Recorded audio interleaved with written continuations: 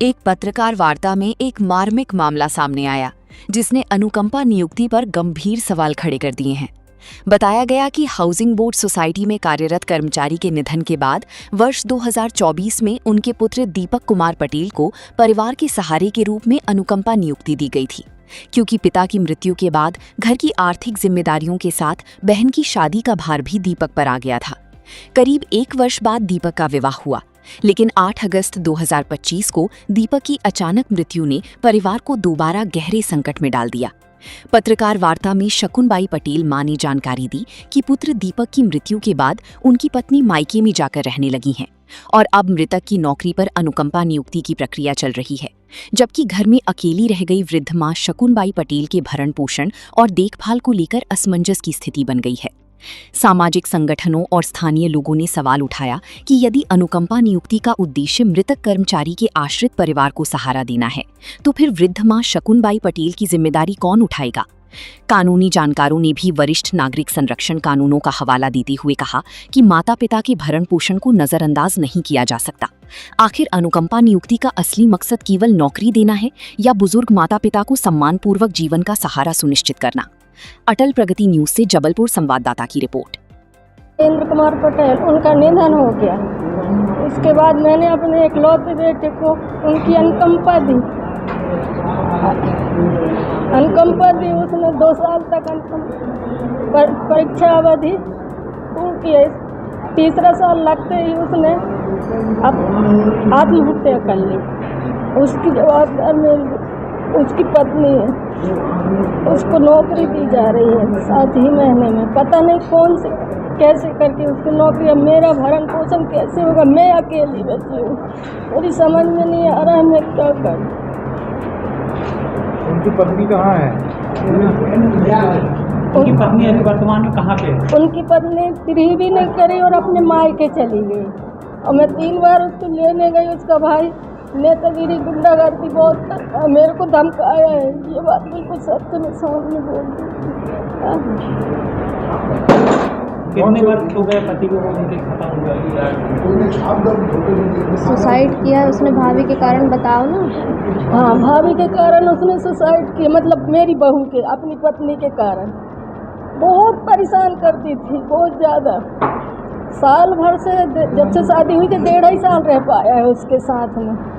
रोज़ झगड़ा करती थी और बोलती थी कि अपनी माँ को छोड़ दो, कहीं और लेके सिटी में रहो मेरे को। अब बेटा है इकलौता, तब मैं ही अकेली थी। ये कि साथ कौन से विभाग में रहे आपके? Housing board. वहाँ पे आपने बात करी क्या? हाँ, मैंने 3-4 जगह वो लगाई एप्लीकेशन। क्या बोलते हैं वो? कोई सुनवाई नहीं हो रही है, कोई सुनवाई नहीं हो रही, कहीं सुनवाई नहीं हो रही है। इसीलिए मैं बहुत मजबूर हूँ, क्या करूँ समझ में नहीं आ रहा है। क्या चाहते हो आप? मैं खाने पीने की सब खिलाने पड़े। अब आप ही समझिए कि अकेली हूँ ना मैं। बिटिया ससुराल में जितना उससे बनता है, सास ससुर के बीच में रहती है तो करती है पूरा। अब मैं यही चाहती हूँ कि मेरे साथ भी। कितने बच्चे हैं? 2, एक बेटा। हाँ, तो लड़का का देहांत हो गया, बस बिटिया बस है मेरे पास, वो भी ससुराल होगा। अब मेरे सब चीज़ की परेशानी जा रही है, आप लोग खुद समझ सकते हो मेरी परेशानी जा रही है। क्या चाहते हो आप? मैं यही चाहती हूँ कि मुझे भी कुछ सहायता राज्य सरकार से या कुछ मिले, या फिर कोई भी ये बहू जब वो अपने पति की नहीं हुई तो मेरी कैसे होगी, ये बताओ। पेंशन मिलती है आपको? यही है कि इनका पालन पोषण अब कहीं से नहीं होने वाला। एक लौता भाई था जिसको हमने अनुकंपा नियुक्ति दी थी अपने पिताजी की। उसके बाद उसने केवल परीक्षा अवधि क्रॉस की है और 1 साल के भीतर ही उसने भाभी से इतना प्रताड़ित हुआ कि उसने सुसाइड करने का फैसला कर लिया। जब उसने सुसाइड कर लिया, उसके बाद हमें समझ में आई चीज़ें कि कितनी गंभीरता से उसने अपना जीवन यापन किया। 1 साल भाभी उसके तिरही से पहले ही जा चुकी थी।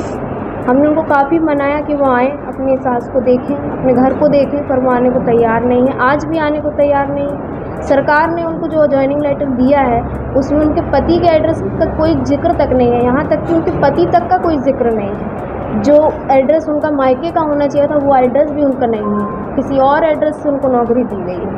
और मैं इस वास्ते भी शौक हूँ कि उनको वो नौकरी, जिस नौकरी को पाने के लिए मेरे भाई ने, जो कि उसके पिता की नौकरी थी, सरलता से उसे 7 महीने 8 महीने मिल सकती थी, उस नौकरी को उसे साल भर में दिया गया था। तरह तरह के पेपर वर्क हुए थे, हमारे खुद के नोटिफिकेशन लगे थे, शपथ पत्र लगे थे, एनओसी लगी थी, उसके बाद उसे नौकरी दी गई थी। फिर इसे 7 महीने में बिना मेरी माँ के एनओसी लिए कैसे नौकरी दे दी गई?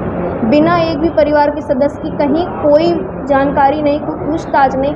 विभाग ने ये तक जानने की कोशिश नहीं की कि उस पर आश्रित कितने लोग थे, या उसके जाने के बाद जो जिन लोगों का शपथ पत्र लगा था उसके साथ मैं हूँ, चलिए मैं विवाहित हूँ, मगर ये तो आज भी उसी पे आश्रित थी ना। तो अगर इनका भी एनओसी नहीं लगा है तो फिर किस बेस पे उसको अनुकंपा दी गई? अनुकंपा का तो आधार ही यही होता है कि वो परिवार का पालन पोषण करेगा जिसको ये नौकरी दी जाएगी। जब वो पालन पोषण करने को तैयार ही नहीं है तो अनुकंपा तो वैसे ही नहीं मिल सकती। कहाँ पे लिखित दिया है? रांची मानेगांव। और वो कहाँ के रहने वाले? वो पिपरिया बगराजी। कब हुई थी शादी? उनकी 14 दिसंबर 2024 में शादी हुई थी भैया की। 1.5 साल अभी कंप्लीट हुआ उसकी शादी। उसकी डेथ से पहले, मतलब उसका 1.5 साल भी कंप्लीट नहीं हुआ था शादी को, उसने सुसाइड कर लिया है। अभी क्या चाहती हो? अभी बस इतना चाहती हूँ, जिसके कारण मेरा भाई इस दुनिया में नहीं है, प्रशासन उसे नौकरी ना दे। जो इस परिवार का पालन पोषण करेगा, जो सही अधिकारी हो उसे अनुकंपा नियुक्ति दी जाए, जो कि सही है।